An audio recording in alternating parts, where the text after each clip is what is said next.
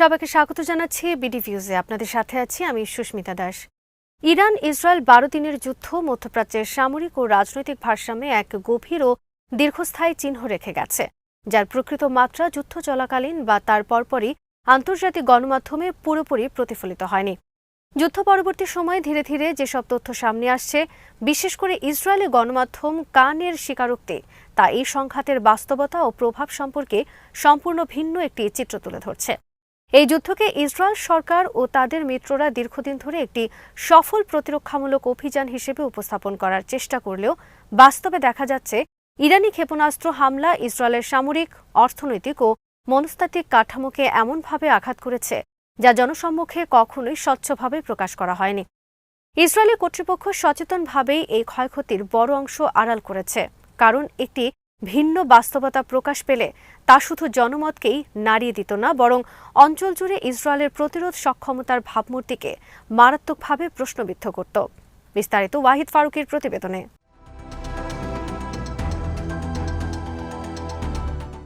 Israel দীর্ঘদিন ধরে তাদের আকাশ প্রতিরক্ষা ব্যবস্থা আয়রন ডোম, ডেভিড স্লিং ও অ্যারো সিস্টেমকে প্রায় অজেয় হিসেবে উপস্থাপন করে আসছে। এই প্রযুক্তিগত শ্রেষ্ঠত্বের বয়ান শুধু অভ্যন্তরীণ জনসংখ্যার মনোবল ধরে রাখার জন্য নয়, বরং বিদেশি বিনিয়োগকারী, পর্যটন খাত এবং কৌশলগত মিত্রদের কাছে ইসরায়েলকে একটি নিরাপদ ও স্থিতিশীল রাষ্ট্র হিসেবে তুলে ধরার কৌশলের অংশ।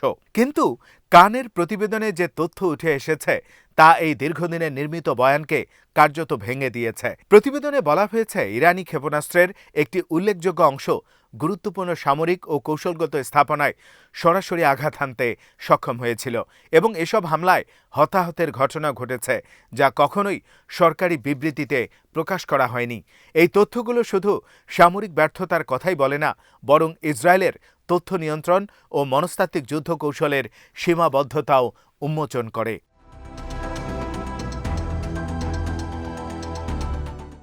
এই যুদ্ধের সূচনা হয়েছিল ২০২৫ সালের ১৩ জুন, যখন যুক্তরাষ্ট্র ও ইরানের মধ্যে পারমাণবিক আলোচনার একটি সংবেদনশীল ধাপ চলছিল। সেই প্রেক্ষাপটে ইসরায়েলের আকস্মিক ও উস্কানিমূলক হামলা শুধু আন্তর্জাতিক আইনের দৃষ্টিতে প্রশ্নবিদ্ধ ছিল না, বরং কূটনৈতিকভাবে পুরো অঞ্চলকে একটি অপ্রয়োজনীয় সংঘাতের দিকে ঠেলে দেয়। ইরানের অভ্যন্তরে এই হামলায় নিহত হন সামরিক কমান্ডার, পারমাণবিক বিজ্ঞানী এবং সাধারণ নাগরিক সহ অন্তত ১,০০০-এর বেশি মানুষ। এই ক্ষয়ক্ষতি ইরানের জন্য নিঃসন্দেহে বেদনাদায়ক হলেও তা তেহরানকে দুর্বল করেনি, বরং রাষ্ট্রীয় ও সামাজিক স্তরে প্রতিরোধের সংকল্পকে আরও দৃঢ় করেছে।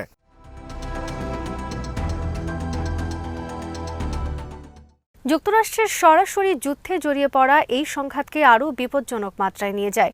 ইরানের ৩টি পারমাণবিক স্থাপনায় মার্কিন বোমা হামলা আন্তর্জাতিক আইন লঙ্ঘনের একটি স্পষ্ট উদাহরণ হিসেবে বিবেচিত হয়, যা বিশ্বব্যাপী উদ্বেগ সৃষ্টি করে। এর জবাবে ইরান শুধু ইসরায়েলের ভেতরের কৌশলগত লক্ষ্যবস্তুতেই হামলা চালায়নি, বরং কাতারে অবস্থিত আল উদেইদ বিমান ঘাঁটিতে আঘাত হেনে যুক্তরাষ্ট্রকেও একটি সরাসরি বার্তা দিয়েছে যে এই যুদ্ধ একতরফা থাকবে না। এই প্রতিশোধমূলক হামলাগুলো সামরিক দৃষ্টিকোণ থেকে যেমন তাৎপর্যপূর্ণ ছিল, তেমনি রাজনৈতিক ও মনস্তাত্ত্বিক ক্ষেত্রেও এর প্রভাব ছিল গভীর।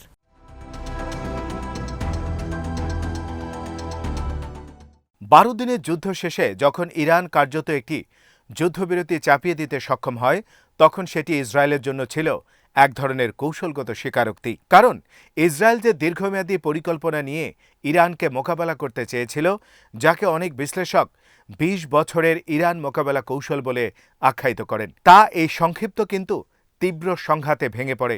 যুদ্ধের আর্থিক মূল্য ছিল বিপুল। সরকারি হিসেবেই যেখানে ক্ষয়ক্ষতি ১২ থেকে ২০ বিলিয়ন ডলারের মধ্যে দেখানো হয়েছে, সেখানে স্বাধীন ও সমন্বিত বিশ্লেষণে এই অঙ্ক ৪০ বিলিয়ন ডলারের কাছাকাছি পৌঁছে গেছে। সরাসরি সামরিক ব্যয়, ব্যবসা বাণিজ্য স্থবির হয়ে পড়া, অবকাঠামো ধ্বংস, জনগণকে নিরাপদ স্থানে সরিয়ে নেওয়া এবং পরবর্তী পুনর্গঠন, সব মিলিয়ে ইসরায়েল এমন এক অর্থনৈতিক চাপের মুখে পড়ে যা তাদের দীর্ঘমেয়াদী আর্থিক স্থিতিশীলতাকে প্রশ্নের মুখে ফেলেছে।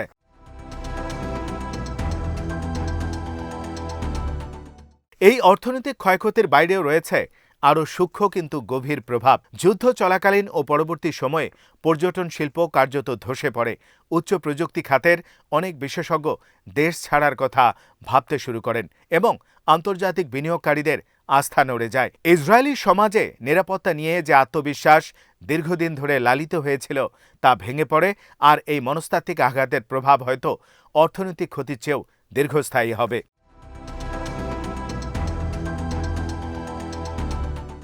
এই সামরিক ও রাজনৈতিক প্রেক্ষাপটের পাশাপাশি ইরানের আরেকটি গুরুত্বপূর্ণ দিক হল তাদের প্রযুক্তিগত ও বৈজ্ঞানিক অগ্রযাত্রা, যা যুদ্ধের ধ্বংসাত্মক বাস্তবতার সঙ্গে এক ধরনের বিপরীত চিত্র তৈরি করে। ইরানের স্পেস এজেন্সি ঘোষিত আপগ্রেডেড বায়ো ক্যাপসুল প্রকল্প এই দিকটির একটি শক্তিশালী উদাহরণ, যেখানে একদিকে ইরান সামরিক চাপ ও নিষেধাজ্ঞার মুখে, অন্যদিকে তারা মহাকাশ প্রযুক্তিতে ধাপে ধাপে এগিয়ে যাচ্ছে, যা শুধু প্রতীকী সাফল্য নয় বরং ভবিষ্যৎ কৌশলগত সক্ষমতার ইঙ্গিত বহন করে।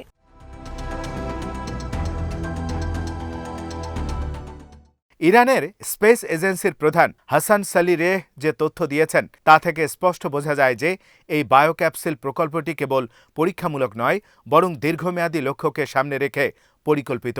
প্রায় 700 কিলোগ্রাম ওজনের এই ক্যাপসুলটি আগের তুলনায় প্রযুক্তিগতভাবে অনেক বেশি উন্নত, বিশেষ করে গাইডেন্স, কন্ট্রোল ও নেভিগেশন সিস্টেমে। এর সবচেয়ে গুরুত্বপূর্ণ দিক হল নিয়ন্ত্রিত অবতরণ ও অ্যাটিটিউড কন্ট্রোল, যা ভবিষ্যতে জীবিত প্রাণী এমনকি মানুষ বহনের ক্ষেত্রে অপরিহার্য। যদিও প্রাথমিক পরীক্ষাগুলোতে কোনো জীবিত প্রাণী থাকবে না, তবুও নকশাগতভাবে মানব বহনের ক্ষমতা বিবেচনায় রাখা হয়েছে।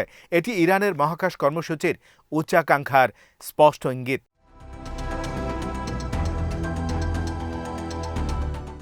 এই বায়োক্যাপসুলের জন্য আলাদা একটি তরল জ্বালানি ভিত্তিক উৎক্ষেপণ যান তৈরি করা হচ্ছে, যা নিজেই একটি বড় প্রযুক্তিগত চ্যালেঞ্জ।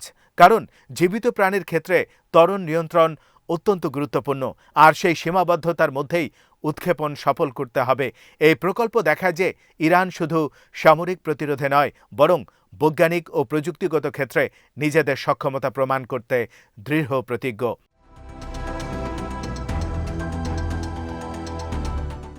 এই দুই বাস্তবতা, একদিকে যুদ্ধক্ষেত্রে ইরানের ক্ষেপণাস্ত্রের কার্যকারিতা ও ইসরায়েলের গোপন ক্ষয়ক্ষতি, অন্যদিকে মহাকাশ প্রযুক্তিতে ইরানের অগ্রগতি, একসঙ্গে দেখলে একটি বড় চিত্র স্পষ্ট হয়।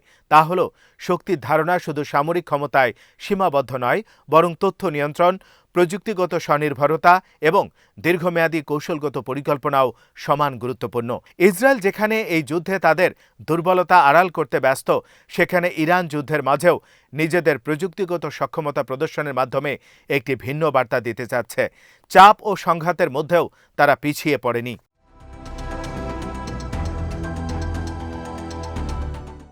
সব মিলিয়ে 12 দিনের এই যুদ্ধ শুধু একটি সামরিক সংঘর্ষ নয়, এটি ছিল মধ্যপ্রাচ্যের শক্তির ভারসাম্য, মনস্তাত্ত্বিক যুদ্ধ, অর্থনৈতিক স্থিতিশীলতা এবং প্রযুক্তিগত ভবিষ্যৎ নিয়ে একটি গভীর পরীক্ষাক্ষণ। ইসরায়েলি গণমাধ্যমের স্বীকারোক্তি ও ইরানের ধারাবাহিক প্রযুক্তিগত অগ্রগতি এই বাস্তবতাকেই সামনে নিয়ে এসেছে যে প্রচলিত বয়ান ও বাস্তবতার মধ্যে ব্যবধান দিন দিন স্পষ্ট হচ্ছে, আর এই ব্যবধান যত বড় হবে ততই মধ্যপ্রাচ্যের ভবিষ্যৎ রাজনীতি ও নিরাপত্তা কাঠামো নতুন করে সংজ্ঞায়িত হতে বাধ্য হবে। আজ এখানে শেষ করছি। সবাই ভালো থাকুন, সুস্থ থাকুন আর দেখতে থাকুন বিডি ভিউজ। চ্যানেলটি ভালো লাগলে সাবস্ক্রাইব করুন, সংযুক্ত থাকুন আমাদের ফেসবুক পেজে।